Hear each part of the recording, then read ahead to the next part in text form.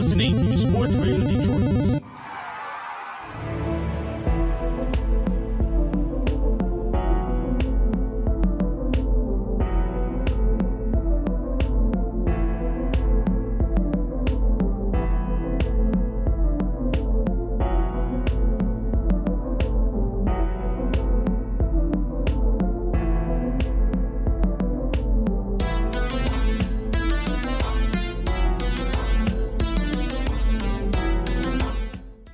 Welcome to Grave Discussions.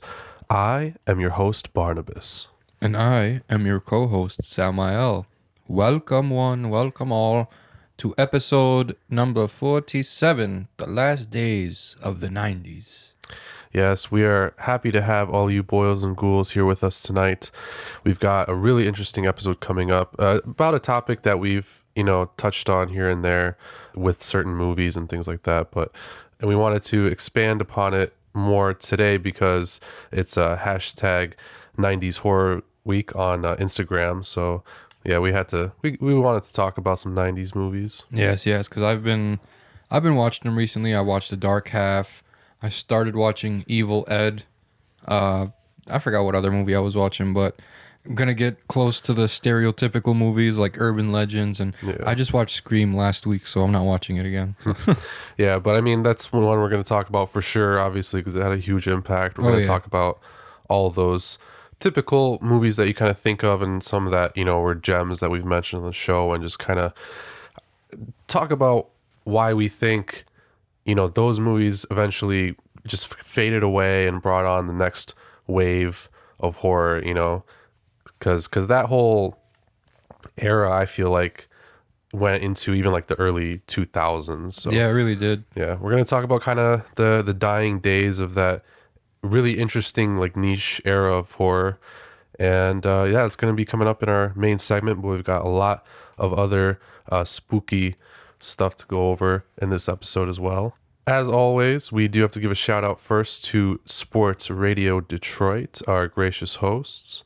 You can go check out all of their other shows, including Grave Discussions, on their website, sportsradiodetroit.com, and you can also check out their social media. Yes, you can find them on Twitter, Instagram, and Facebook. And remember, SRD, Sports Radio Detroit, not Detroit Sports Radio. This is a very important distinction that I have to clarify every week, because although it's the same words, it's in a different order, completely different thing. That is correct. Yes, English. It's like the difference between let's eat grandma and let's eat, grandma. Grandma, let's eat grandma. What? Then you're just getting into some like crazy shit. What the twist? We should make a movie called Let's Eat Grandma. Oh man, yeah. But like have it be like a half a comma, so no one's really sure like what the implied, intention is. And at the end of the day, there's an imposter grandma, and she ate the real grandma. Oh man. And she's like the what's that one like Slavic demon like? Oh, like the Baba Yaga. Yeah. Oh man. Oh shit. Yeah, that would be hilarious. Yeah, the next great horror movie, folks. Yeah. So, all right, we're gonna get right into what's been going on in the world of horror with this week's news. First of all, we've got a couple new horror TV announcements. There's like a new one every week now. So this first article was actually about a Stephen King story. Now, if you're familiar with arguably his most well-revered work, The Stand. Oh, yeah. The massive epic, which I actually haven't read yet, but one day I will read it. It did have a TV series like back in the day, and then I think there was a movie or something like that. I think there was a movie, yeah. I know there was like that, mini series, like the part 1 and 2 thing or whatever. I still count that as a movie. I don't care. It's a mini series. Yeah. But it is coming back actually now. CBS All Access has ordered a new adaptation of The Stand. So that's kind of exciting. For one thing, CBS All Access is getting primed to be like another big streaming platform, because The Stand and The Twilight Zone reboot from Jordan Peele, like those are both coming out on CBS All Access. So I don't know, I might have to pay money to like watch these shows, but it's okay. I mean, you already caught the first like Stephen King, most recent TV show, Castle Rock, right? And yeah. What'd you think of that? I mean, I liked it overall, but that wasn't really a direct adaptation of any of his work. But I mean, I did enjoy it.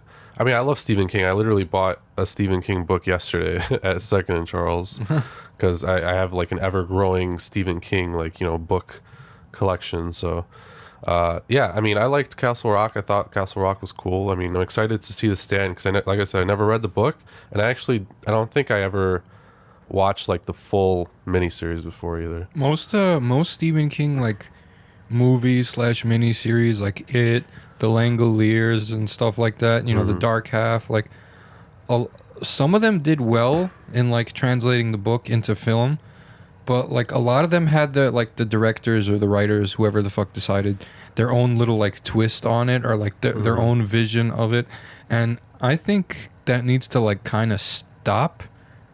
I don't know, because like a lot of people watch these movies so they don't have to read the book, because some people don't have the attention span or the time for that.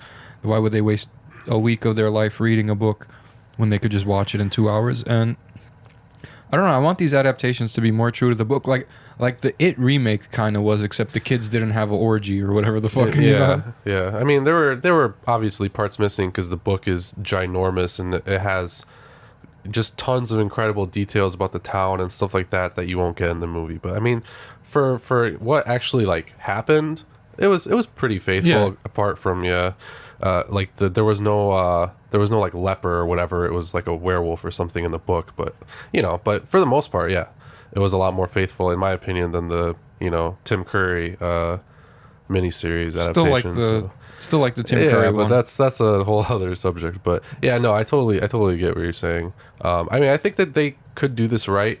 Oh yeah. CBS All Access apparently is, good like in terms of quality. So it's got Josh Boone writing the script as well alongside Ben Cavill. So there's no like official release date or anything like that yet. But once we know more about it, we'll let you guys know. Now this one.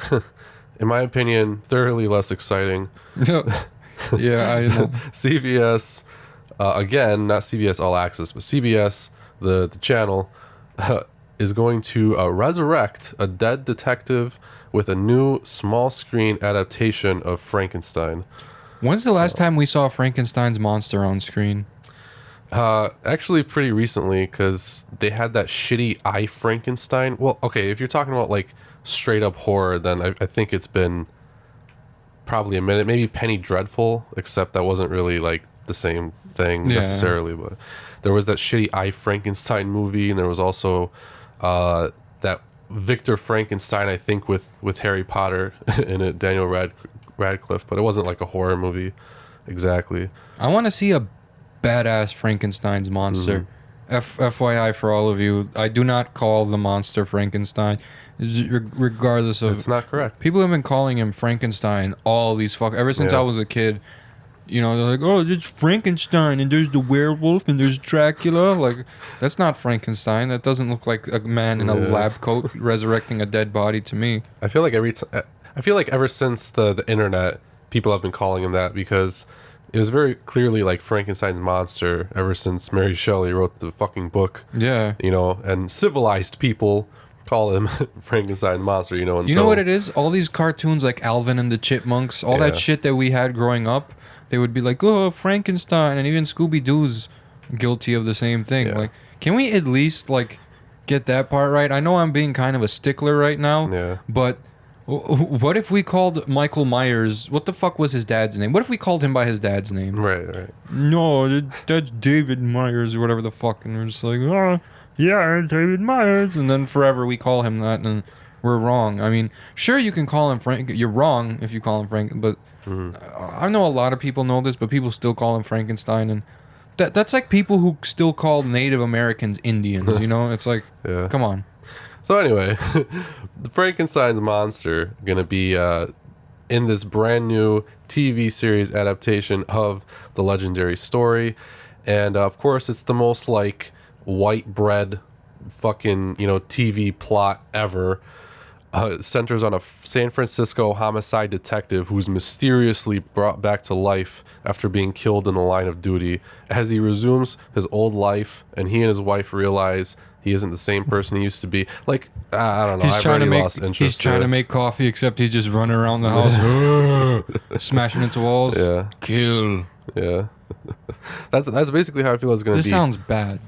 It really does, and they've tried to do this a bunch with like Sleepy Hollow. They tried it. I was into that show like slightly just because it had that like supernatural-esque, you know, like weekly theme of like the monster, and then it gradually got shitty.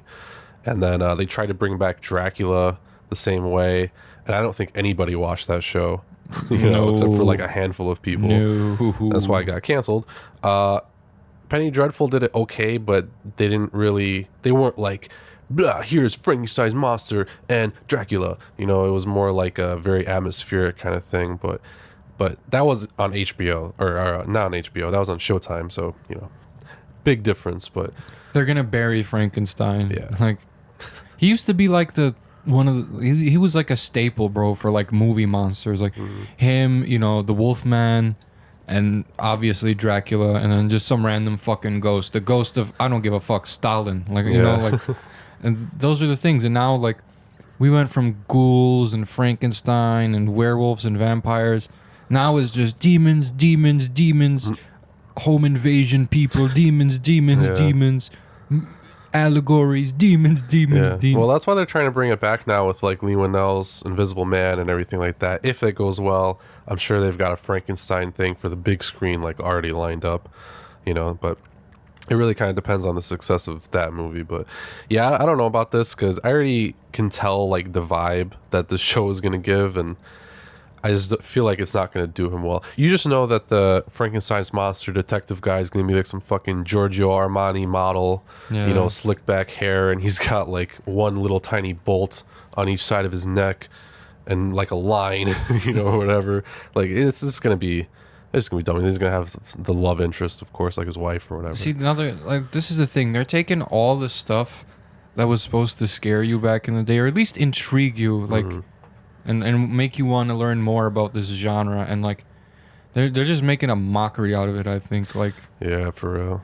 I think so, because it's very clearly aimed at like a specific type of audience, but I don't know why you have to do it with these classic icons, it's a money grab. The second people hear Frankenstein, well, we haven't heard of that in a while. Like, I don't know, man, but be on the lookout for it, I guess, if you're interested. Robert Doherty, executive producing this, and writing Jason Tracy, and I believe he's an executive producer as well. So let's move on from that.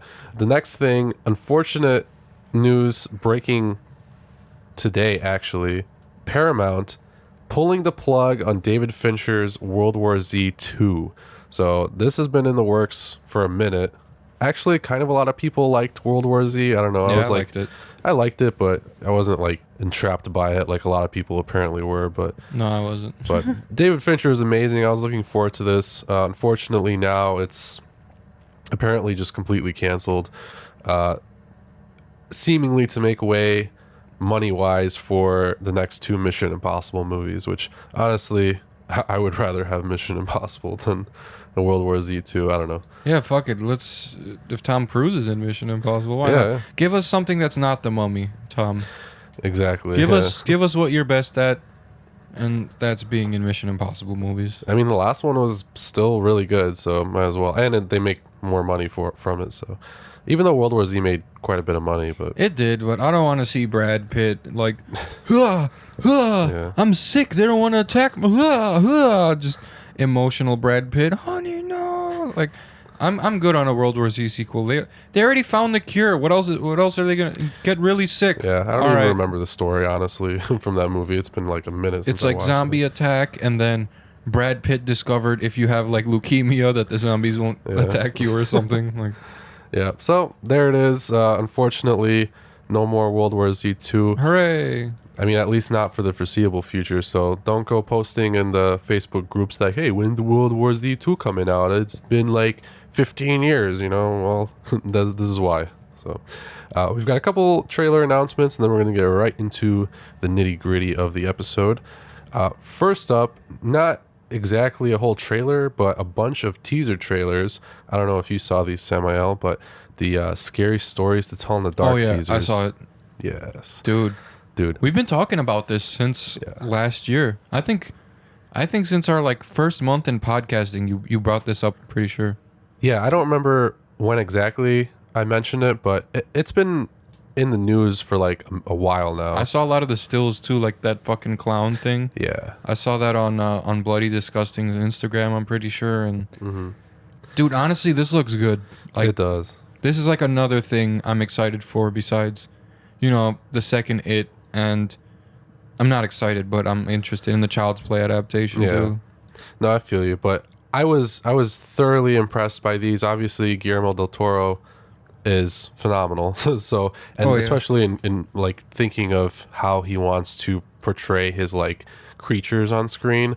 So all of like the creatures in these scary stories to tell in the dark, teaser trailers look amazing and terrifying because they wanted it to be scary, you know, because that's how the books were.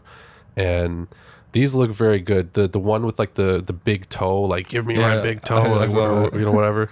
Like that looks like it could be downright terrifying. It does. I think I think it's gonna be a good adaptation. If it's gonna be exactly like the book, probably not. You know, like not exactly. Well, but we're gonna get pretty fucking close. Because you know, I mean, those were all individual stories. Now they're like tying them in as apparently these like kind of isolated events happening in a small town, and like the kids have to try to figure out what's going on or something, which could be cool. So I think it's really going to depend on how they tie everything into like the story.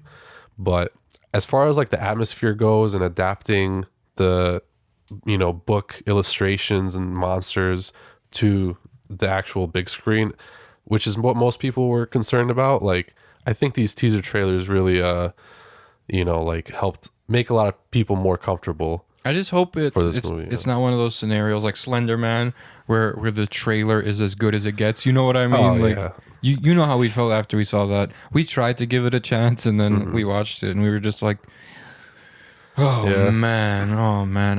But it's Del Toro, so I'm not gonna doubt the man. Yeah, I mean, I don't think it's gonna be like that. And again, these are just teaser trailers, so they're only like a few second clips. I think once we see the real trailer, we'll be able to make more of like a judgment, you know. But just based on these, the direction of the movie, which was like my main concern, how it was going to appear and everything and like feel, I think I feel pretty comfortable with this as of right now. Yeah, I do too, honestly, but I don't know. I think the wait is what's going to kill us. Oh yeah. The wait. This is going to be the worst. The worst part about this movie is waiting for it. I agree. I think it's just one of those, like, I don't know, it's just going to be good no matter what. Like, no matter what teaser trailer. I mean, Del Toro can never go wrong. Sure, some people will hate on some of his movies, like, Don't Be Afraid of the Dark or whatever the hell it's called. Like, yeah, I know. Some people were hating on that, and then, like, a few of his other things, and I'm just I don't think he directed that, though. I think he just produced it. Yeah, he was still a part of it, you know what I mean? Yeah. But everyone, Don't Be Afraid of the Dark. Oh, Del Toro, yeah. So like, I don't know, like a lot of people hate on him just because like a lot of like the snobby critics. I think most of the ones that aren't like intrigued by horror, and if you're not intrigued by horror, why are you watching it? Yeah, well, I mean, I guess that's their job, but imagine us going to go analyze Western movies. Yeah, I mean, if you're a film critic, then I mean, you probably can choose more or less what you go see, but not all the time, I guess. But even then, like, you have to at least understand horror, you know, at least a little bit, because like otherwise, how are you going to make a valid? Bro, a lot of them don't. You know? I saw a 1990 review for the original Halloween, and it was the only bad review John Carpenter's Halloween had, and it said, "Oh, Halloween is just another maniac on the loose." It's like, bro, you're reviewing this in the 90s. Of course, that's what it's going to look like, but this is the one that started it all, you dipshit. A lot of these critics don't even know what the fuck they're talking about. Just some asshole with a fucking fedora sitting behind his fucking computer screen with the fucking neck beard just talking his shit. So yeah. Well, be on the lookout for that one. August 9th, it's coming out, so got a little bit to wait still, but what we don't have to wait too much more on is this next thing. Oh shit. TV series of What We Do in the Shadows. Now, we've talked about this before. You still have to see the movie. It's so fucking funny. I love the movie. But there is a TV series adaptation coming out March 29th on FX by Taika Waititi and Jermaine Clement. I'm super excited about it. There's an official trailer out now, and it looks really funny, like just as funny as the original film.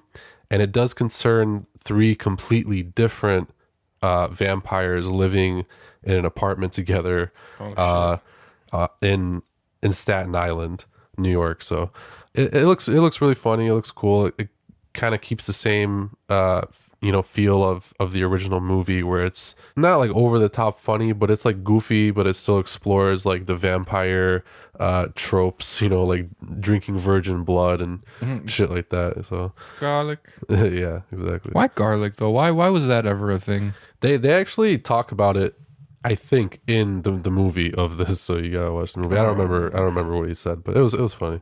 So I think he just said because it's like really pungent or something, and they're just like turned off by it. I don't know. It was something stupid like that. But yeah, be on the lookout for the What We Do in the Shadows TV series on FX March 29th. Should be really cool. The last trailer we have is one I just kind of picked out of the blue. I never heard anything about this movie, but it's called Dark Light. Wasn't there a game called Dark Light? I wouldn't be surprised. There probably was, yeah. But I don't think that this is like a adaptation of anything. It's an original story as far as I know, and it's actually a monster movie. Oh, so I'm kind of interested. But the film follows a mom whose daughter gets kidnapped like in the middle of the night, like out of her room, and the mom is saying that there was some kind of creature that took her kid. So the mom gets locked up, and then she breaks out and she goes back to the house to try to, rescue her daughter from this like monster. So that sounds dope, honestly. Yeah, I mean the premise sounds pretty cool. I like simplistic premises. I don't like this over the top allegorical nonsense. You people aren't Plato, okay? Stop. Yeah. No, I know. We've talked about this. Yeah, Mother was just weird as fuck. It was all. But it was an entire allegory. It was all biblical shit. Yeah, and you didn't really like even know necessarily, until you went to some like basically Googled like what the fuck was Mother about, like what ending of Mother or something. But that was me anyway. Like I didn't really connect everything immediately. No, not immediately, but then movie was over. But what was her name? Her name was her, and his name was him. I think so. Something, yeah. And just like the fucking stupid Bird Box. But like boy and girl, like wasn't that the same thing in another movie? Not just Mother, he and her. There was another fucking movie. I swear. I was just reading about this. Think of it right now. I don't. Was it? Fuck. Okay, I'm not gonna think of it. But yeah. Anyways, yeah. Less Mother, more Relic type of movies. You know what I mean? Like, hey, look, we're in a lab. What can go wrong? A monster. That's what can go wrong, buddy. Oh shit. Yeah, you're right. That type of stuff could happen like this. Like those are the best. Oh yeah, no, I agree with you completely. I mean, this looks like it could be something like that, like more of just a supernatural monster kind of thing. I just hope it's not too much like The Monster, like we're gonna see all these weird flashbacks of the mother and her kid. I don't think it's gonna be like that, because this looks like, the mom is like a badass and she just goes back to try to save her kid from this fucking demon monster. I don't know, but the monster, you get a brief glimpse of it. It actually looks pretty cool, so I'm excited for this one. There's no release date yet, but as always, we'll keep you guys posted. No release date, but they gave a trailer. Yeah, well, it's supposed to premiere in like Germany at one of those film That's funny. festivals. It's just like, dun dun. Wow, that looks good. When's it being released? Someday. Yeah. Well, what the fuck? It's releasing at a film festival, like I think actually tomorrow or something is like the first day of the film festival. Oh, in Germany. Yeah. So those are all the trailers for this episode. Now, of course, we have to get right into our very first segment and talk about our first 90s movie on the Cult Corner. And in this week's Cult Corner, Samael, we have The Faculty. Okay, pause right now, just so you guys know my opinion on this movie ahead of time. This is the best horror movie of the 90s, period. Dang. Period. Claim, I don't care about Halloween H2O. It's better than Scream. It's better than Scream. Okay. It's better than Urban Legends. Better than I Know What You Did Last Summer. Better than all of them. You know why? Because it was like Invasion of the Body Snatchers for teens, bro. Yeah. They even kept mentioning Invasion of the Body Snatchers. And how does it end? They win.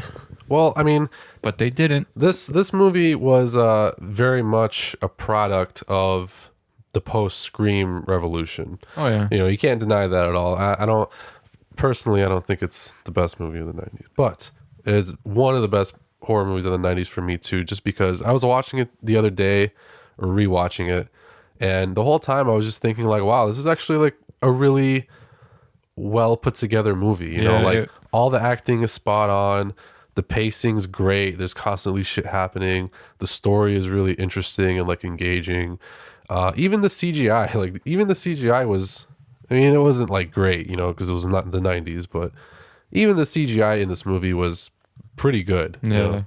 So I just thought it had really all like the right pieces that fit together, and yeah, it was just a really good movie. I mean, it wasn't scary, but again, No, it wasn't scary. It's one of those enjoyable, like I would say sci-fi thriller mystery. You know what I mean? Like basically a 90s horror movie. Yeah. Because as we're going to get more into right after the Cult Corner, you know, I feel like these late 90s, early 2000s, like Scream inspired movies, like, yeah, they weren't really scary, but I mean, apart from like, I don't know, The Ring and stuff The like Ring, that, but that's different. that was like already kind of slowly getting into the more like original terrifying movies of like the late 2000s. But anyway, you know, this was one of those where it wasn't scary, but it was really innovative. It was just really well done. It was very entertaining.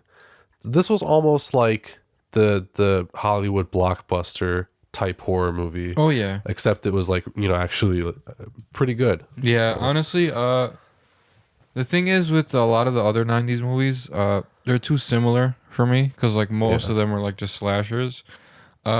This was more of a modern style, like, you know, alien / creature / what the fuck is going on movie / hey, the fucking antagonist in front of you this whole time and it should be kind of obvious type of movie. Like, yeah, I mean, although I will say the first time I watched this movie, I don't think I thought that Mary Beth was. No, I had no fucking idea. Yeah, no, because she just kind of seemed like, you know, the new girl in this ragtag group of like high schoolers, which is another thing I really liked about just the character dynamic in this movie.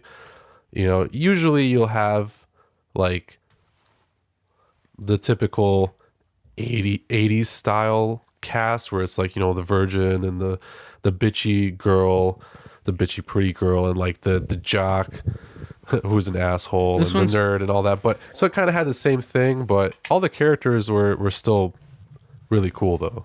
Also, Elijah Wood. Yeah. Who knew? Yeah, seriously. But you know what? I feel like The Faculty was the catalyst for Elijah Wood as Frodo Baggins. Oh, you think so? Maybe, because he came out of this movie as like a hero, and they even touted it. And in the movie itself, they were like, "Oh, you're a hero now, Casey," you know, and all that stuff. And hey, man, I don't know. I like Josh Hartnett the most. Yeah. I tend to like him in every single movie he's in, so I'm kind of biased. Like, he was great in H2O. He was really good in 40 Days and 40 Nights, I think it was called, where like he had to abstain from like busting a nut for 40 days, which I commend you, sir, because 40 days in a row, I've never done that. Not since I was 12, at least. Like, yeah, since you like first discovered. Yeah, since I first discovered that guys can bust nuts, like it's just been been chaos. Anyways, back to The Faculty. So you got the nerd, you have like the quiet gothic chick. That's I guess the new character that they added because, you know, in the 80s and 90s these punks and these goths became their own like group or whatever, instead of just like greasers. Hey, Freddie, why don't we go to Marcy's house? Like, you know, there's none of that shit in this movie. All right. Yeah. There's the cool guy who sells drugs, which is Josh Hartnett, and he plays Zeke. And who do we have? The bitchy cheerleading captain who goes out with the really nice football player dude. Like he was a nice dude. He was, yeah, but she was not a nice dude. Played by Jordana Brewster, yeah, Delilah. But I like all the characters though. Fucking the Terminator again, making an appearance in this movie. Yes, the T-1000. First he was in Lost After Dark. Now he's in this film. When I saw him, I was like, the first thing I thought was like, when he was just talking shit to the guy on the field, I was like, wow, he plays this angry authoritarian figure in a lot of movies. Yeah, he does. He's just an intimidating guy, even though I feel like in real life he's probably only like 5'8" or something. Yeah. But I don't know. I mean, Robert Patrick is just a scary motherfucker, you know? Yeah, he is. Remember in Lost that, you son of a bitch, I was a knob. Yeah. Like, so I'm glad he kind of added a lot to this movie he was like one of the main antagonists until you kind of knew who the actual queen was. I liked off the bat that he was like the first one to get infected. Whatever, and then like it started being like it was like really atmospheric and like suspenseful as soon as he stabbed the principal through the hand and she ran into the hallway and shit, and like she had to run to the door and like unlock it, and like honestly my heart was pounding. I was like, get the fucking door. Like it's one of those, you see, that's the thing, these 90s movies, sure, they might all be like similar as in like, you know, plot wise, oh there's a mystery, like but it's horror, right. But like they like the directors of the movies still knew how to fill us with suspense. They didn't have to have anything jump out at us, because that's not what happened at all in this movie. It was just like, all right, I hit the assailant after he stabbed me. Now I'm running. Okay, now it's too quiet. I'm sure he'd be up by now. 2 minutes later, he's still not up. What the fuck is going on? Like, and you know, he was just waiting to just make that full on sprint toward the fucking door after she locked him in and then got betrayed by her fellow teacher. Yeah, and a lot of it too, honestly, which we don't really talk about on the show quite that much, but we probably should. But the editing as well is key in building suspense, and and especially in those action sequences and stuff like that. But so the editing in this movie was done really well too. But it was just altogether very well built. I feel like it withstands the test of time. Honestly, it seems like a super modern movie. It does. I mean, you could tell it's 90s by the way that they're dressed and what they're listening to, and that there's no fucking iPhones in this movie. Yeah. If you just added iPhones in this movie, like, you wouldn't be able to tell that it was made in the 90s, honestly. Yeah, honestly. But, you know, also you have all the, just like the high school teenage whole, you know, aesthetic, and all the characters interacting with each other. You have the entire vibe. So it definitely feels like a 90s movie, but it, you know, apart from those scenes where it's like really dramatic and suspenseful, because the scene immediately after the one that you just described was like all the character introductions. Yeah. And I believe. And it was done super 90s-ish. Yeah. You know, like Casey just gets like knocked down to the ground by some football players or whatever. Casey Cunningham. Yeah. The goth Stokely like comes across and says like, something. She like fucking brushes her hair and does the eye roll toward what's it, Stan? I think so. Yeah. And he's like, why don't you watch where you're going? Then why don't you watch where you're walking? And then they end up together. What the fuck? I know. Yeah, it was really weird.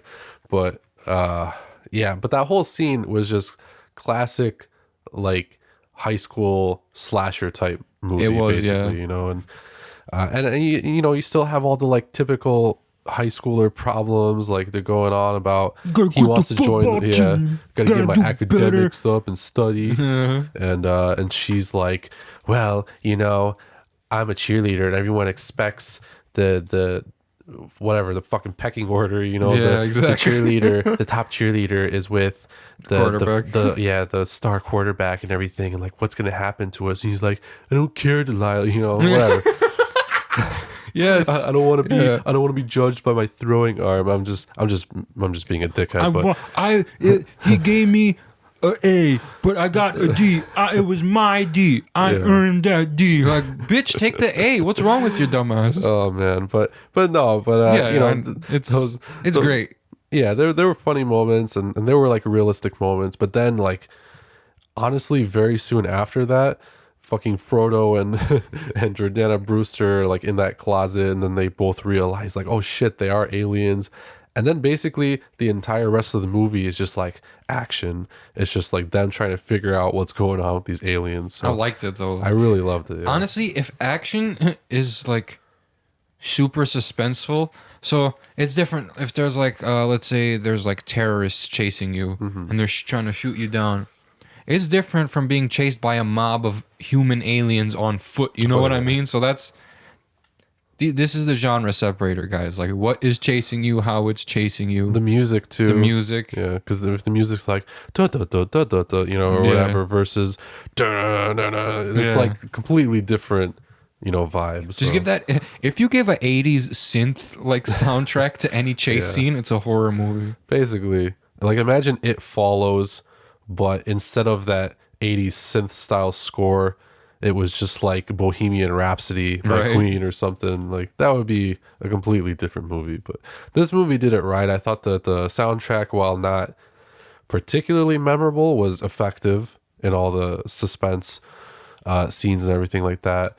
And yeah, it just felt straight up like a 90s movie to me. But again, harkening back to like Scream, this was a very like self-aware movie. Like you mentioned that they were talking about like Invasion of the Body Snatchers and like what happens, like do they win, are we gonna win, you know, are we gonna be different from the book, you know.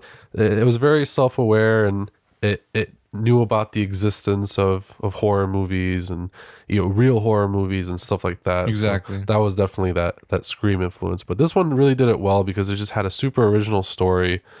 It had some really cool characters.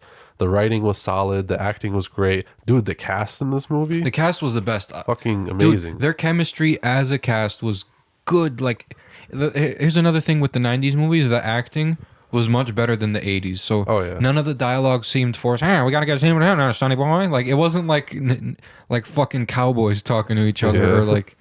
Or like, well, gee, Mary Beth Ann, we should go check out that dark noise. Like, that's not what happened. Like, this was real people and real dialogue. Yeah, and let's not forget to actually, and I was gonna say before when you were talking about Josh Hartnett, I was gonna interject and just say like he's a really good actor too. He really is. You know. Plus, you got I never know how to say her name, but Famke Janssen in this movie as the nerdy turned hot teacher. You know. Oh yeah. Yeah. So it's just a star-studded cast. I mean, obviously Elijah Wood, Clea Duvall. I don't know whatever happened to her. You know, she was the goth. She's still apparently played in some movies, but anyway. But she was great. I thought she's a good actress as well. Obviously Robert Patrick. So yeah, this was a star-studded cast, and I don't know, man. It just had all the makings of like a really great movie, and it only grossed $40.3 million, which is obviously a lot. But yeah, I'm surprised that this movie wasn't more popular than it was. Oh, dude, imagine in the 90s, this seems like one of those movies that everyone would be like, yo, go see The Faculty, bro. Yeah. I don't know the blonde girl. Why'd you fucking ruin it for me, Ken? And Ken got stabbed by Roger. That would be how it happened. Now you just go on Facebook and some prick and just posts like, no, I can't believe, you know, Mary Beth was the it was the alien queen. Like, why'd you guys think like you're not even looking for that? You're just scrolling through Facebook. You're like, whether I can't believe Mary Beth was the alien. Oh, the fuck! What the fuck, bro? Why? Why would you do that? Like, that really is how it be. Now it's like that with like the Avengers and all those Marvel movies and shit. But anyway, yeah. Fortunately, that didn't exist in the 90s. But I'm still surprised that it wasn't more popular than it was, but well deserving of its cult status. I mean, I think this is one of those movies that not really a lot of people have bad things to say about. No, there's not really much you could say. I mean, the way that the story flowed, dude, the pacing was great, the acting was great, the score was great, the casting was great, the chemistry between the cast was great. I mean, this was a good movie, period. Like, not just for horror or sci-fi. Like, this was a good movie. I guess I say the only thing you could even make a criticism about is the CGI. But like I said, for a late 90s movie, pretty low budget, only $15 million budget for this movie. But the CGI that we got, honestly, was pretty good. When Famke Janssen's head got like chopped off, and it grew those fucking alien tentacles, and it was just, I mean, that was, I don't know, it was obviously a little cheesy, but it wasn't like the worst CGI I've ever seen. It wasn't or like something. subspecies CGI. Yeah, that's true. Even though I love that movie, Oh yeah, I bought the collection because I'm gonna. just binge them. Is that 90s? I want to say yes. It is. At least one of the movies. I think so. I think it is. I think. like the earlier movies were 90s. Yeah. But I could be mistaken. I don't know. But, You're nuts. but yeah, fantastic. But yeah, the CGI with the little like demon things in those movies, Yeah. especially the first movie, so clearly terrible. But Yeah. but It wasn't CGI. It was practical. Not that it was done great. But have you watched Trilogy of Terror? no, I haven't. With the yet. fucking they had this like crazy like Amazonian like demon dummy. Yeah. I was like, yeah. Is that the little like tiki dude or whatever? Yeah. Bro, you should have heard him like, and he would like try to hit her with that spear. Ah. No, I gotta watch that. I'm glad it was practical at least, but Yeah. some of the CGI unfortunately was bad, but not so much in the faculty. Do you remember that scene where they're getting chased at the pool? Yeah. And like toward the end, and the giant alien monster Yeah. just like goes down under the water. Like that was done pretty well. Yeah. And at the end too, where Frodo Baggins Had her behind the bleachers. yeah, and she gets like stuck or whatever. Obviously, that was practical. Yeah, at the end, and that was but- good though. Like, Oh, it was, dude. See, that's what I'm missing too. Like, obviously, these clearly like adventurous horror movies nowadays. First of all, we don't really have that many of them anymore. But just those big finishes, like I would never have thought to have him, being baiting her down behind the bleachers as they close and like trap her, and then the best part is he says the Zeke's like line like guaranteed to jack you up, and then he stabs her in the eyeball with that fucking homemade pharmaceutical drug or whatever. Do you remember what Josh Hartnett said? It's like it's just caffeine and some. Other household Yeah, what shit the or fuck? something. House? What do you mean? What are you putting bleach in my fucking? Exactly, fucking rat poison or something in there. Right? What are you cutting that shit with, bro? People are just snorting it up the nose and stuff. He probably put honestly household shit, caffeine, sugar, and that's it. I'll bet probably some baking soda or something. I mean, I don't know, because they looked like they were just loopy as shit. So you probably just crushed up like a whole bunch of aspirin or something. Yeah. I don't know. Just mixed up a bunch of crazy stuff. But he was also like super smart, apparently. Yeah, so he knew how to not kill people. Yeah, I don't know. The weird thing about his character progression to me was like, obviously he was a shithead and like a drug dealer and stuff like that.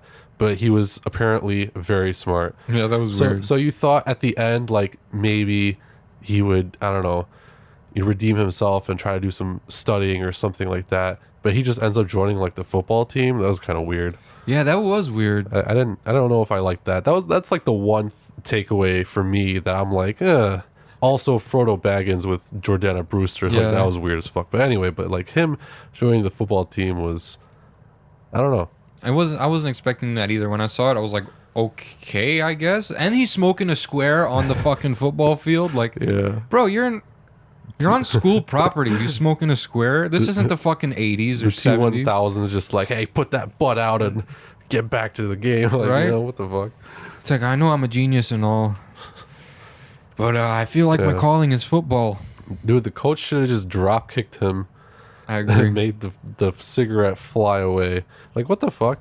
But anyway, so that was so the ending had some like weird moments, but overall, really great movie. It was, honestly. Yeah.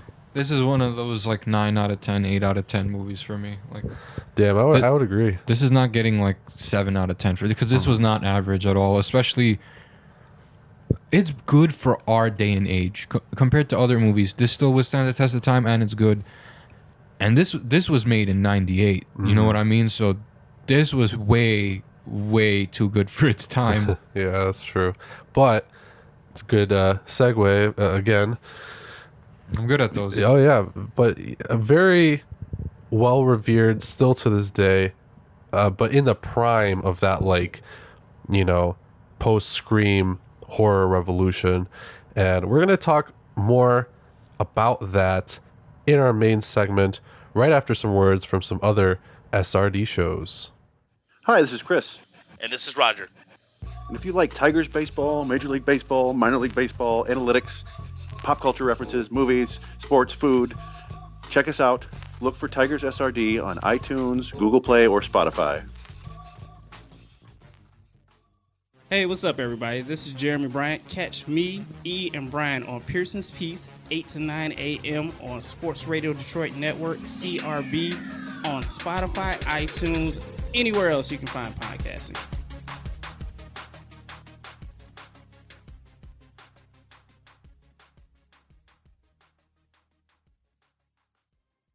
Once again, shout outs to Sports Radio Detroit. Go check out all of their shows on sportsradiodetroit.com. So, the 90s. Obviously, we had, in my opinion, like one half of the 90s and one other half of the 90s that was, you know, like BC and AC. It was like BS and AS before Scream and after Scream. And we've already done an episode on Scream, so I don't want to like get too much into that, but that's very much like when horror shifted completely. Oh yeah, to these like not just meta movies, because a lot of them weren't meta. These just teen mystery slashers, I want to say. Yeah, that had this really like almost not serious feel to them. Kind of, yeah, because they were very much piggybacking off of what Scream did with the whole meta type storytelling and characters and everything like that.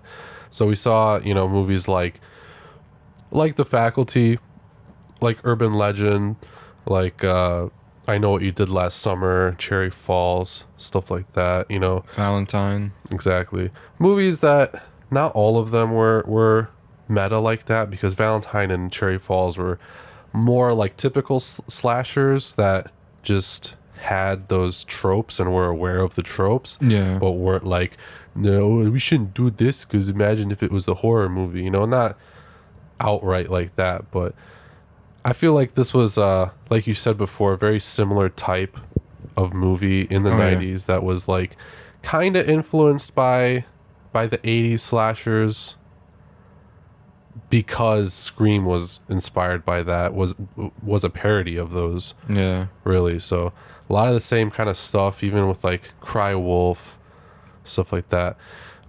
So there was one very, I feel like, specific type of horror that was kind of going around in this post-Scream age. Oh yeah, there was like, and honestly, like a lot of these directors need to thank, well, at least give some credit to Wes Craven. Oh, yeah. Or all of the credit to Wes Craven. Let's be real. I'm not trying to be a dick here, but that man was a genius, and he found something that he knew he was going to make a thing. John Carpenter had his copycats in the 80s, which was every horror movie where there's some crazy guy who escapes from the hospital. Now we got this mystery man in a mask, and he's stalking us, and what does he want? I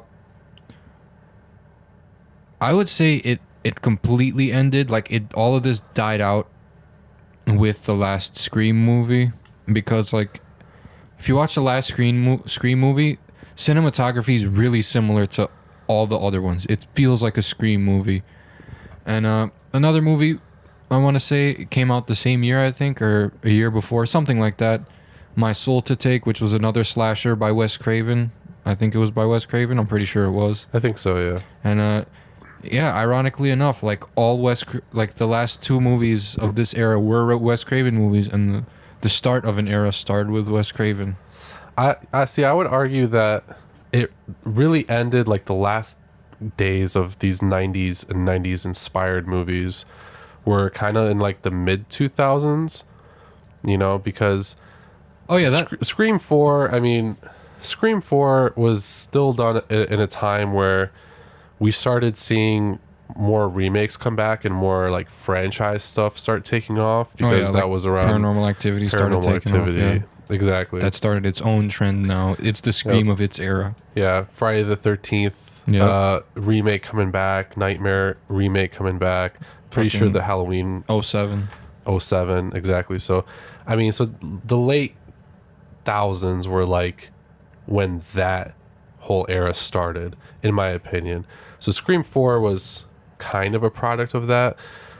Once we got like Cry Wolf in '05, Oh yeah, that was like one of those last. I would say that would be like, of that era, it was like, you know, that I would say the last movie like Scream. Yeah.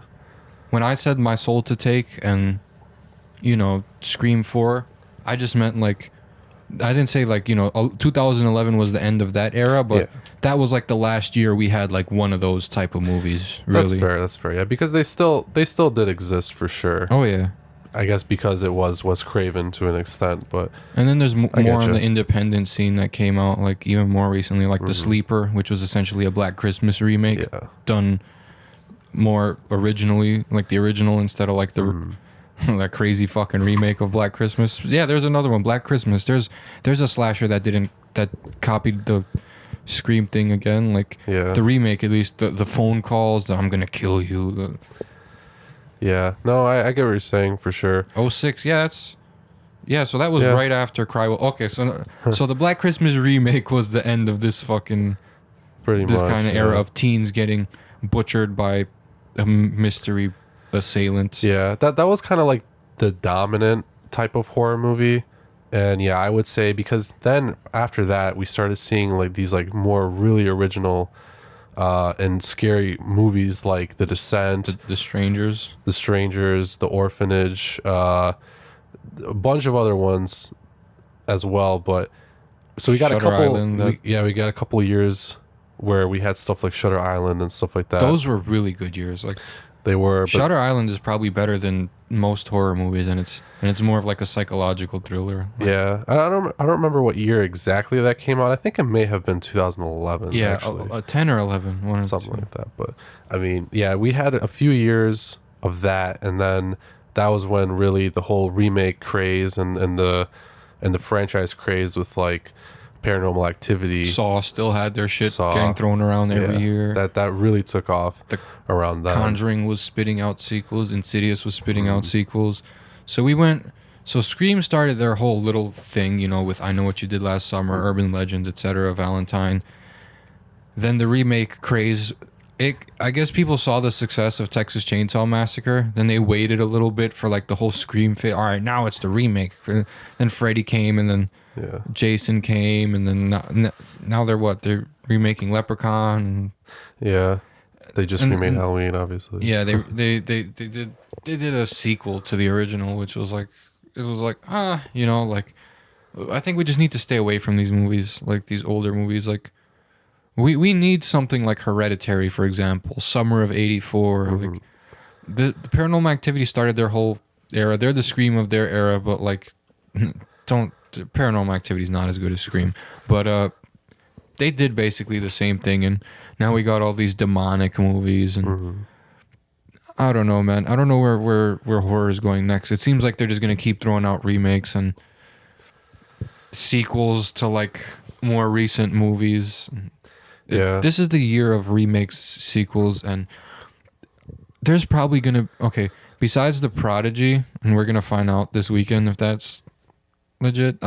It Chapter 2 already made It Chapter 1, so that's the only reason why we want to see this. Yeah. And then Child's Play, which is a remake. So there's nothing really new going on this year besides for like upcoming like Netflix and Hulu originals and stuff like that. Yeah. Movies, but yeah, as far as like Hollywood goes, or I guess the mainstream horror goes, not much. Yeah. Which is typical. I mean, that was kind of the case last year, except that we did get stuff like Hereditary, so there's usually some standouts, but yeah, actually I was gonna say, you know, I think what really kind of brought about those last days of the 90s was Freddy versus Jason, man. You know, you had the two top slashers, two of the top slashers coming back finally after almost 10 years, like 9 years. Yeah, dude, the last Jason movie was what, Jason X, which was in 01. Oh yeah, I guess so technically, but the last Freddy 2 was Freddy New Nightmare in '94, which that was a good '90s horror movie. It was very good, yeah, but but that was before Scream. Oh yeah, you know, it was. so, that was the first era of the '90s. And that was a very New Nightmare really for me was its own thing completely because Freddy was so much more like demonic and vicious. We actually did have an original 90s movie come out, sort of. John Carpenter's Vampires. Yeah, I mean it was. I mean we had other ones too. Event Horizon. A fucking Argento and Romero. They did that one movie we saw on Tubi, Two Evil Eyes. Mm-hmm. Yeah, let's not forget as well. Actually, what I would argue, apart from Scream, the best '90s movie, From Dusk Till Dawn.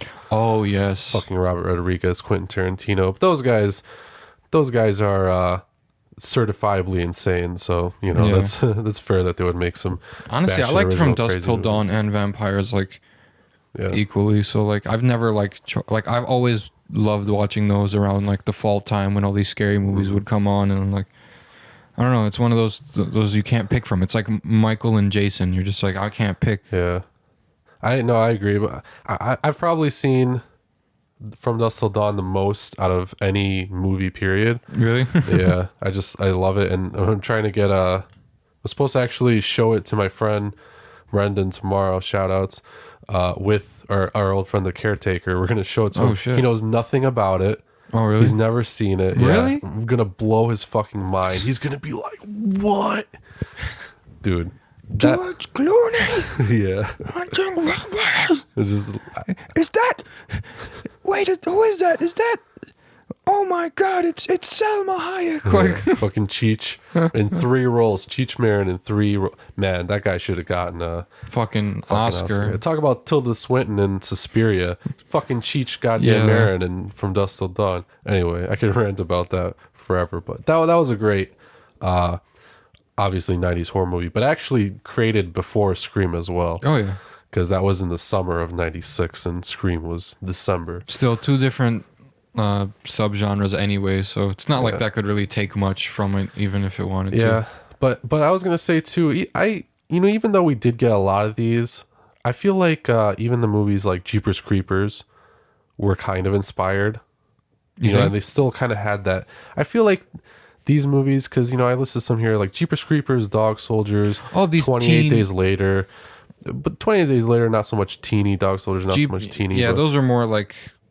But just like the way that they were shot, like the cinema stories, yeah. So in 90s cinematography was weird because like 80s was kind of like you're never really up close in the characters' faces. You're always like at a distance, or like here's the kitchen counter shot. You don't get like this close. Like the 90s would kind of like, okay, they can't see this, but like here would be so here's the camera, and as they're talking, like it would kind of like zoom in at like an angle and then change camera like nowadays it's like the camera's like right here while they're talking, and then it's like over here, and like I don't know, you could tell like when a movie was filmed just by how the camera moves and the type of shots they're taking. And honestly Jeepers Creepers was like 90s, to be honest. It didn't feel like a 2000s movie. Even the Ring remake to me had that feel, even though that movie was just blew the entire but it still had that 80s style cinematography. So like I said, that definitely like trickled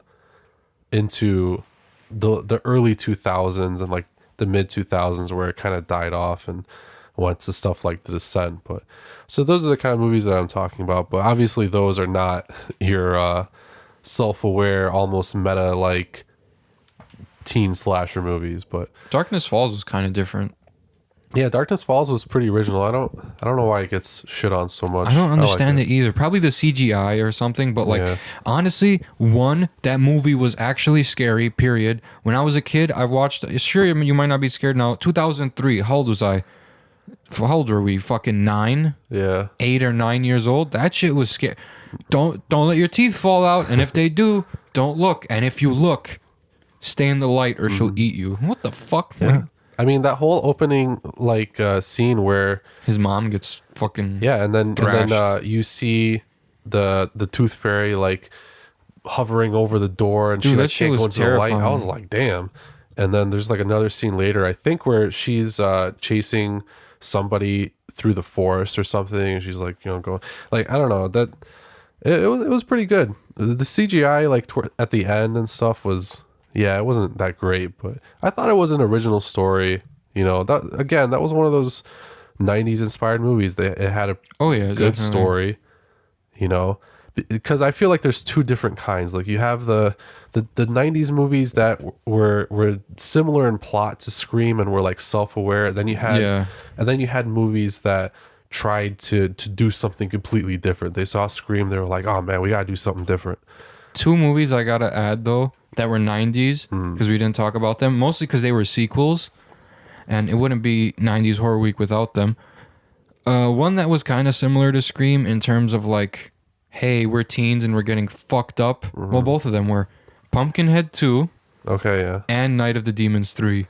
Oh yeah. Which was essentially Night of the Demons 1, just a remake. That's what part 3 kind of was. It was like a reimagining kind of, it seemed like, because almost it was the same movie basically. Similar to like Evil Dead 2 at the beginning. How that was, yeah. But Pumpkinhead 2 and Night of the Demons 3, those were two of my preferred 90s. Let me take that back, The Faculty. Night of the Demons 3 takes it for me.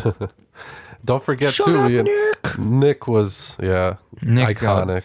I don't know if you guys know this, but there was a guy named Nick in Night of the Demons 3. Reggie got shot. You know, the black dude Reggie. He got shot. See, I still remember his name. I fucking love this movie. Yeah. And like, they're like, Nick was like, we need to take him to a hospital. They're like, shut up, Nick. And then they're like, guys, I don't think we should go in this abandoned house. It looks creepy. Shut the fuck up, Nick. And then the dude grabbed Angela and he's holding a pistol to her head. Get away from her, dude. Fuck off, Nick. Like, Nick just gets fucking shit on for just trying to be the sensible person. He's a pretty nice guy. Nick was like the hero of this fucking movie. He was. Yeah, it was a great movie. Let's not forget we also had Bride of Chucky come out 98 as well. Oh, that shit was hilarious. That shit was great. One of the best horror comedies. It really was, yeah. And I'm not even mad that it went into that route, but you know what else took the whole Scream thing?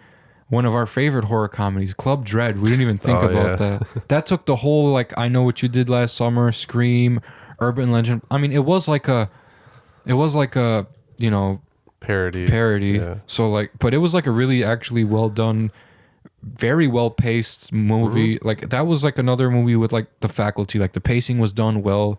The transitions between scenes was perfect. Didn't feel like it dragged on. Was interesting the whole way out. You didn't know what was going on throughout most of the thing, just like Scream. It had a really cool setting. Obviously. Yeah, that was probably like one of the best settings for a horror movie. Not a middle school or high school. Yeah, just a bunch of horny people getting butchered in the Bahamas. Yeah. But still had all the same. Yeah, with Bill Paxton. But still had all the same tropes and exactly. Yeah, talked about horror movies and stuff like that, like escaping the killer, you know, all that stuff. I think that movie was actually trying to kill like the Scream type of movies because you could tell by the dialogue from Lars at the end when Machete Sam gets cut in half and like he's still like attacking. He's like, "Oh, come on," which is what everyone's thinking when we see all these like over the top endings for these like Scream movies where like Billy Loomis is still alive and he's like, "Huh." And then Sydney shoots him in the head. It's like, come on, she stabbed him in the heart with a umbrella. Like an umbrella thing went into your heart and tickled your heart, like and stabbed it. Like you're not coming back from that. You know what I mean? Yeah. Like, I feel like that's eventually why all the remakes and stuff started happening as well, because kind of in that same vein, I think people were starting to get sick of all the Scream inspired stuff. Yeah, and I think that's what Club Dread was trying to like hint at. They're like. They were trying to, I guess, have like an homage to all these type of movies, you know, because it did like stay true to those movies, hooded, masked killer. Yeah. But I also think it was like, I think it did a lot better than those movies too. I'm not gonna lie, Club Dread is a much better movie than Urban Legends and I Know What You Did Last Summer. Yeah, it was just a lot more interesting, and obviously it was funny as hell. And so like, that's a plus. But. And this was one of these movies where you kind of don't know who did it until like they reveal themselves too. Yeah, like, I don't remember his name, but yeah, I didn't think it was Sam. I didn't think it was Sam either. I didn't know who it was. I thought it might have been Dave, Coconut Pete's nephew. Yeah. We got to touch on that movie soon. Oh, for sure. Yeah. Well, we're gonna cover that movie more in depth, absolutely. But yeah, I think definitely a lot of those kind of movies were coming out, and that's why we started seeing stuff like Dog Soldiers and 28 Days Later, and Darkness Falls come out, and then, you know, we had that good period of a few years, and then all the remakes and Paranormal Activity sequels started happening. But we even had 2 new Pumpkinhead movies come out in that in like the late 2000s or mid 2000s. It was weird. Yeah, it was. We had, see, that's the thing. Like, there were a few franchises that became franchises and like started having sequels, like even Final Destination, I think, which was, it's still teeny, you know, even though it had a cool premise, but that and like I Know What You Did Last Summer became a franchise, started having some sequels, but there weren't really like a metric fuck ton of sequels coming out like there are now. Back then, at least I don't think so. Like that early 2000s, like late 90s. Yeah, you know what else was another original one? Mm-hmm. We forgot about 13 Ghosts. Oh yeah, 13. I mean, Ghosts. it's a remake, obviously, but it's not a remake. Let's be real. Yeah, I mean, it stands out. Yeah. Still, you know, like I didn't know it was a remake. Yeah, And I a had lot of no people fucking still clue don't, until like I didn't know until like I learned that in like high school, dude. I didn't even know that shit. Same thing with like Black Christmas. I had no idea. Yeah, but yeah, that was one of those cool ones where it recognized that, you know, there was a certain mold. It broke the mold. It was this really cool, bloody, like mature, you know, ghost horror movie, which was actually scary. I still like watch it. And Dude, the Juggernaut scares the the piss out of Juggernaut, me. the Jackal. The Jackal's the scariest. Yeah. But the Juggernaut, I just wouldn't want to get beaten to death by him. That just looks. Oh no, he could just lift me up by like my ankle. You remember what they did to Shaggy? Yeah, that's true. They beat the fuck out of Shaggy. He did. The worst death in that movie was the lawyer or whatever, I or thought whoever he was. I would say Monk's brother, Tony Shalhoub's brother. That was pretty bad too. Yeah, he got diced up. Yeah, that was. But the other guy just got frozen by that like plexiglass. Yeah, and that was bad. that was. I mean, I guess it would have been instantaneous, but it's. Anyway, but so that's some really cool kills. Lots of cool kills too coming out from these movies. Was House of Wax early 2000s too? I want to say that was like 2005 or something like that. Some mid 2000s. Yeah, But again, that was like a remake too. Yeah, so. But that was a good movie. I mean, I enjoyed it. Yeah. again, similar to what we were just talking about. That was one where I didn't know it was a remake. A lot of people didn't know it was a remake. Yeah. But you know, it very much fit that like or mid to late 2000s type vibe. Oh yeah, it's either a remake or inspired by Wes Craven. You know. Exactly. So, yeah, I mean, I feel like when we started seeing more stuff like that crop up to replace all these meta teen slasher movies, you know, that's when we kind of started seeing that dying light of the 90s. Like that was that was kind of it. But so yeah, which was kind of disappointing. I mean, I don't know, I just find all those 90s and 90s inspired horror movies just very entertaining. You know, once they started getting more serious, taking themselves more seriously, getting darker. Again, very good movies, you know, stuff like Let the Right One In. Oh yeah. Critically acclaimed, but when you just watch a movie like The Faculty, you just can't help but like enjoy yourself, you know. That's true. So I don't know. That's why I love them. I'm sad that they're gone, but as with you know, we see stuff like House of the Devil. I'm sure somebody will end up like really like just making a love letter to like these 90s movies, you know. Club Dread seems more like it. Kind of, but I mean like something more like modern, parody like, though. yeah, like this year, you know, or next year or something like that. I hope so. Yeah. Seems like Strangers Pray at Night had all the tropes though. Like, oh no, our phones are all destroyed that we all left on the table when we left the house to look for a missing person. I still gotta give it a little doubt there because I feel like that could also just be shitty writing. You think so? But maybe. So I'm not sure on that one. But it did have a lot of tropes. It did. I mean, yeah. the dumb characters and everything. We talked about this. But It had a lot of original tropes because it was not a hopeless movie. Like the survivors triumphed, so it kind of was throwback slashery. Like to me, that's why like I don't understand all the hate for Strangers Pray at Night.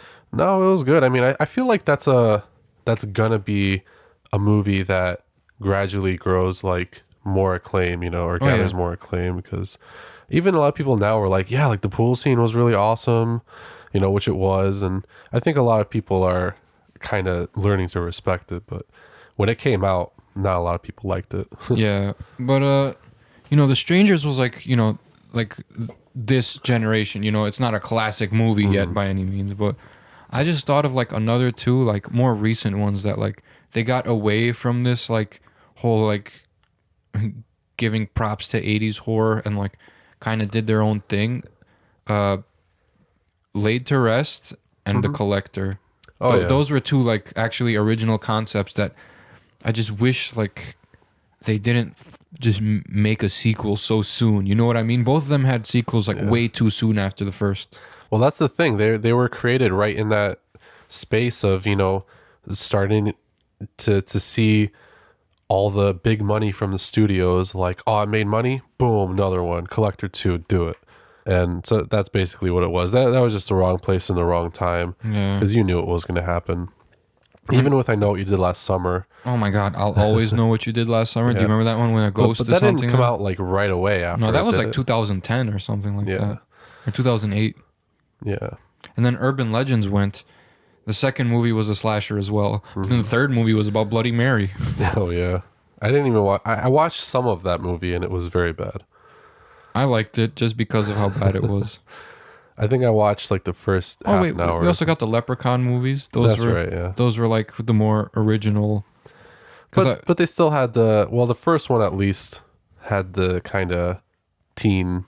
Oh yeah, I got this teenage girl and I'm gonna kidnap her and her boyfriend's gonna come get her. Yeah, but I mean, still the character of the leprechaun and everything was very creative. You know what it was? In the 80s, they made movies for anyone, kid to like mid 20s.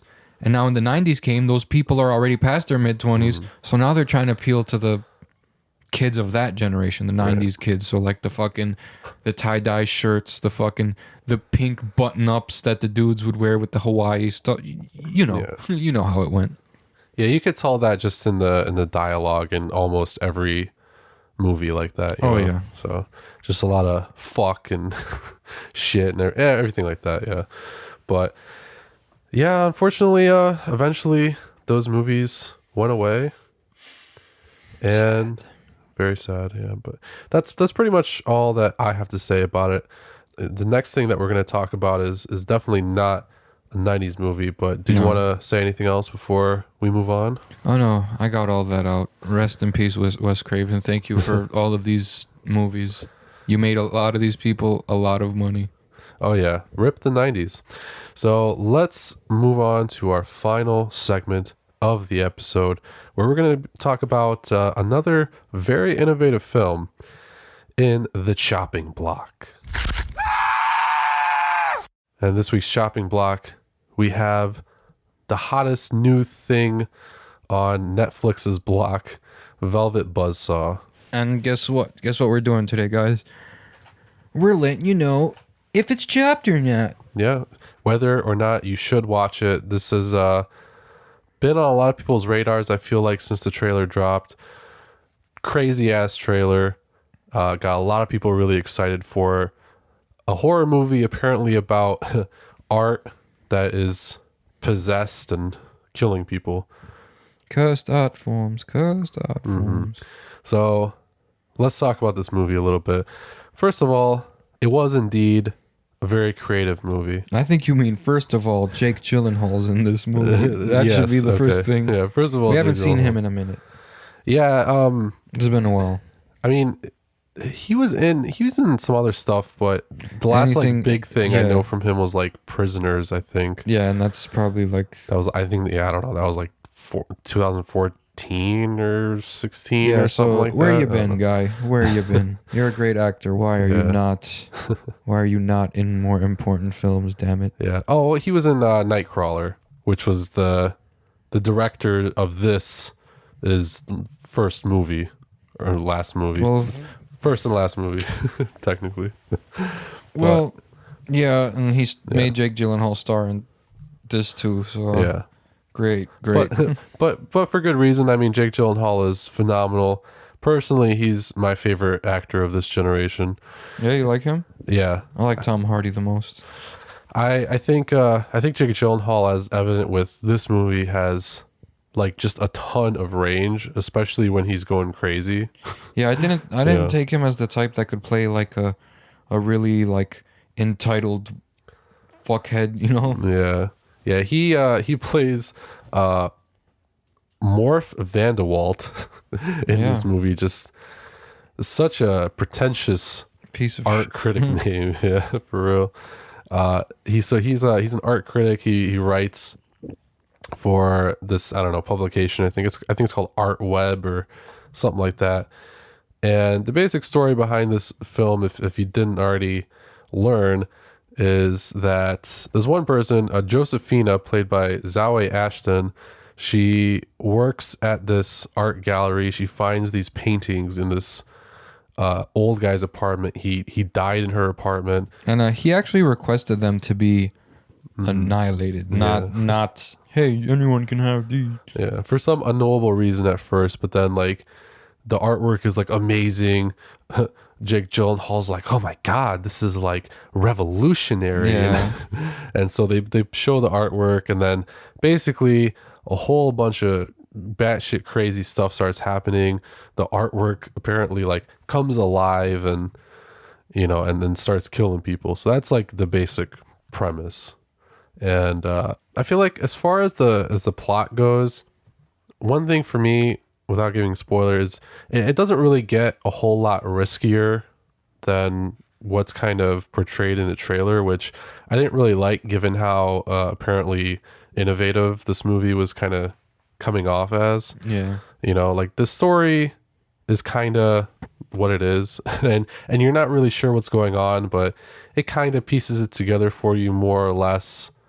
It still leaves you with some questions, but it doesn't do anything super crazy. Like I feel like the plot for this movie is similar sort of to like The Babadook, or one of those movies where it's like the character sits down and does some research and figures it out, and meanwhile there's a whole bunch of people dying in various interesting ways, but overall, I mean, the whole aspect of like the artwork being alive and like killing people, it was very cool. I thought it was executed okay, but the movie was kind of long to me.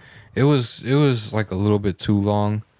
And a lot of not scary moments as well. Like there's like, I think for some parts there was just like way too much dialogue when there should have just been more things happening. Things don't happen too often. That was like another one of my qualms with the movie. Yeah. And it wasn't paced very well. Sorry. Like I didn't like the pacing. I felt like if I had a watch on my wrist, I'd be looking down at it every 20 minutes. Like, how much time has gone by? Yeah. The acting was good. But the movie takes itself pretty seriously, but kind of comes off as like pretentiously innovative, because we've seen movies before where like former things left by a dead guy give bad luck and everyone starts dying, and this just tried to turn it into like an artsy movie. Like, look, artists. See, I disagree with that. Yeah? I'm gonna play devil's advocate on that, because for me, I feel like a lot of people are saying it comes off as pretentious, and Well, the characters do at least. yeah, I agree with that. But obviously, it's very intentional. But I think it's actually a counterpoint, because You think this is like a satire? kind of, because the entire point of the movie is that this artwork is coming alive because of a guy who was like abused, and he went through all types of shit, and like he used this artwork as like his outlet and stuff like that, because of all the horrible like trauma he went through, and so really it's more about like how greed is the real killer here. Oh yeah, because they were just about to flip his shit. So in that way, I feel like because they stole it, they were advertising it off as these pretentious artists do for like, hundreds of thousands or millions of dollars or whatever, even though he didn't want his artwork to be sold. And Especially someone else taking credit for it. yeah, and so, That was his pain. That was his escape. exactly. And they took his escape, it's sort of like a mockery of what he endured, and they're just selling it as like, yeah, this is me. It's basically like acting. You're selling this fake image of yourself. You know what I mean? Like, in that way, actually, for me, this movie is similar to like Drag Me to Hell, because it's like, they're because of their disrespect, that's basically the driving point of the movie. So yeah, for me, it's kind of like a counterpoint. I don't think it's it comes off as pretentious on the surface because of everything that's happening and like the characters, but in reality, you know, we see it too with all the, like, I don't know, like all the homeless characters and all the people just peddling the street art on the side and stuff like that, you know, for chump change basically. Like this movie is, I feel like, is very much about how greed corrupts and kills. It just takes the form of like a supernatural thriller. So in that way, it makes sense to me that we have all these like long drawn out scenes of stupid art people, you know, doing stupid art things and being like kisses and ciao and, you know, whatever. The scenes I enjoyed though were like whenever they would zone out to the artwork, because I myself would like analyze the artwork, and like it wasn't subpar at all. It was actually really good paintings. Like, Yeah. I wish I could fucking paint like that, you know. I'd be rich right now. Yeah, that But- guy's self-portrait, very haunting and creepy. Yeah, honestly, like you could tell there was something to the paintings. You know, when you can tell in any movie when there's something to something, when someone finds it. That's it. That's all you need to know. Yeah. If you ever find anything, leave it, because you found it. You didn't buy it. You didn't create it. It's not yours. Stay away. That's So if I find like $500 on the ground, take it and you gift it to someone else, so the Lamia doesn't drag you to hell. there we go. Good answer. Yeah, no, I would agree with that. I think that's the moral of this movie. But yeah, I mean, what were your like overall impressions with the film? I guess. I felt at times it felt like it was dragging until, you know, I'm not spoiling it because you guys got to watch. This is new. I don't want to be a dick. Until it all actually starts to unfold, you kind of see what everything was set up for, and like that's the most I could say. The acting was great. Jake Gyllenhaal plays the stuck up, you know, artsy hipster piece of shit really well. Yeah. You know, he talks with a slight accent. You know, oh, it's very riveting. Like, shut the fuck up, Jake Gyllenhaal. Like, Yeah. his ex-girlfriend/girlfriend, I didn't like her. She was like really annoying. Like from the start, like I just didn't like her. Sorry, I'm late. Like, Yeah, it seemed like you were supposed to cheer her on, but then eventually she just became really just awful. I didn't cheer her on because she's always late to work. That's when I was Yeah. like, you know what? Fuck her. Like, Yeah, you can't even be prompt. yeah, for real. Like, God damn it. a man literally died in my building. Like, why is that your problem? I suppose. She fucking didn't want to mention. Yeah. I also stole all his very great artwork. She jump started basically everything that happened in the She movie. did. So, It's her fault. yeah. And she dragged down fucking Gyllenhaal with her. And what did you think about the effects? The dickhead, when he got, everyone saw it on the trailer, when he was getting like fucking pulled in by that mirror. I thought it by was the monkeys. I thought it was pretty cheese, honestly. Like, I liked the robot that was about to rape Jake Gyllenhaal. Oh, man. When they push him up against the wall. Yeah, that was pretty good. That was pretty. That was like, I don't know. That seemed like an '80s thing to do. You know, Sort like of. a goofy robot, not goofy, scary quote unquote robot chasing a dude down and just pinning him down. Hobo man. Yeah. I didn't have like many great things to say about this movie, but then again, like, the bad things weren't really bad things, you know? It wasn't Yeah. like, fuck the cinematography, the score was fucking horrible, the acting was bad, paced to shit. No, it was just like, you know, minor things.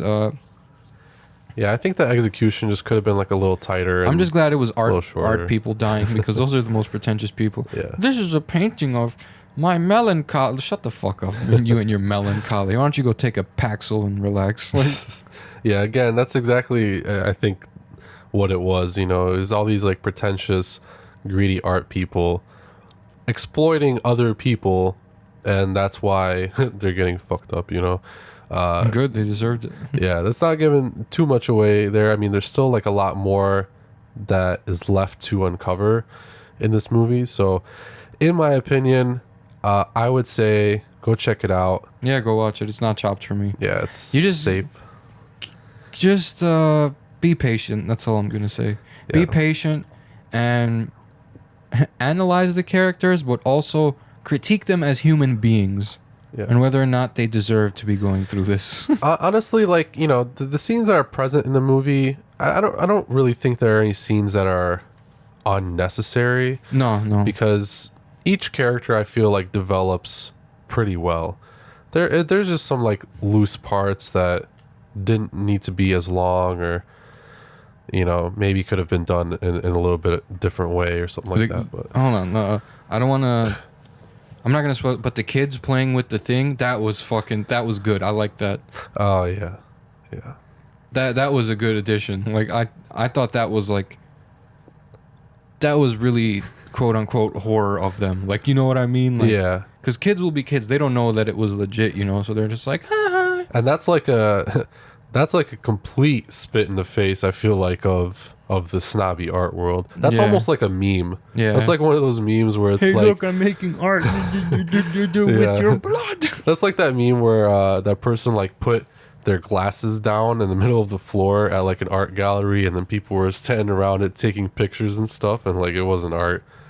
It was just some person who put their glasses down. Yeah, that part was pretty good. Actually, I don't think we saw that in the trailer, right? No. Okay, yeah. I don't That was just in the. I thought that was like. I was laughing when that happened, though. Honestly, I was like, "Yes, that's what you get." Like, you know, like it was like one of those. Yeah. Fuck art. So yeah, that's pretty much what I have to say about the movie. It did have some cool scenes. Overall, it was put together well. It had a great cast. Tilda Swinton was amazing, of course.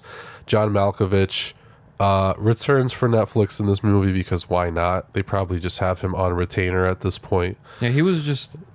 He was kind of just there. Yeah, that's what I was like. All right, what are they gonna do with him? Yeah, but I mean, they did have a crazy cast. Toni Collette, of course, in this movie. She did great as usual. She did good at annoying me in this one. Like, Yeah, very much so. you know, I don't like snobby people, so. I think that if this character had not been Toni Collette, but had been Jennifer Jason Leigh, the mom from Atypical, if it was that actress, I feel like it would have been the most annoying character in the world. Because she's. I honestly just don't like her. Well, just because of like what she did to her she's husband. very good. She's very good. Yeah, she's good at making us dislike her. But I hate her. Yeah, exactly. Yeah, she's good, but I don't hate her as a person. Yeah, I just no. like whenever I see her in a movie, I'm just like, oh, I hate you. As an actress, I just hate her. Maybe not as an maybe there's just the faces she makes, and like I think we're kind of we're kind of like biased because of Atypical, you know, like because like what's his name? Michael Rappaport plays literally the best dad, nicest guy in the world. Yeah. Like, And- I want him to be my uncle. You know? Yeah, right. You'd be like, yo, Unc, you got me that present for Christmas? Ah, fuck you. You're like, yeah, I'm just glad you're here. Exactly. Yeah. Just says something in Bostonian. Or maybe if the mom from the Goldbergs was in this movie, man. I'd be so annoyed. Oh my. Yeah, indeed. But yeah, so all around, pretty decent film. Definitely innovative. And I would say I liked it overall, even though it could have used some tightening up. But that's pretty much all I have to say about Velvet Buzzsaw. If you have Netflix and you want to go see a cool new horror movie, go check it out. Yeah, it's not chopped for me, so. Yeah, that's our take. So that's going to wrap it up, I think, for this episode, Samael. Happy hashtag 90s horror week to all you fiends out there. And we're probably going to get caught up on some 90s horror. I guess that wraps up our discussion. Now I'm going to go to my mummy. Get it? Rap mummy? I get it. Okay, yeah, I had to do that. All right, guys, we'll see you next week on Grave Discussions.